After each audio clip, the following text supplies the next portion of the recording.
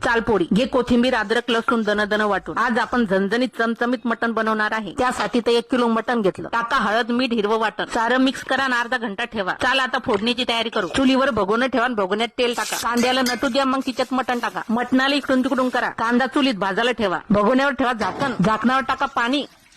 मटणाच्या अंगचं पाणी आटू द्या. मटणाचं पाणी आटलं की परातीमधलं गरम पाणी मटणामध्ये ओतून द्या. मटण तर शिजू दू पण त्या अगोदर मसाला भाजून घेऊ. सुक्क खोबरं धने टाका. तेल होऊ द्या खरपूस. चुलीत भाजलेला कांदा खसखस फुटाणे सारं खमंग भाजून काढून घ्या. तवा उतरून घ्या. मटण शिजायला ठेवा. आता शिजू द्या 1 घंटा चुलीवर मटण. चालपोरी तोपर्यंत मसाला घेऊ. पाट्यावर दन वाटून. सासूबाई बोलल्या मी वाटते मसाला तू कर भाकरी. मी म्हटलं चालते की. मसाला झाला वाटणं घ्या काढून. मटण शिजेपर्यंत रात्र झाली पोरी. मटण शिजले की नाही पहिले पाहायचं नाहीतर ठेव ठाडं नाटकुटी जातात. टाका कढईमध्ये तेल तपलं की वाटलेला मसाला टाका. मसाला परतू द्या. तिच्यात मिरची पावडर टाका. उलसाक गरम मसाला हळद मीठ होऊ द्या सारं खमंग. मसाला कढई लागत असेल तर उलसक पाणी वता. नंतर मटण सोडा. आता गद कडू द्या. चला झाली मटणाची भाजी घ्या खाऊन.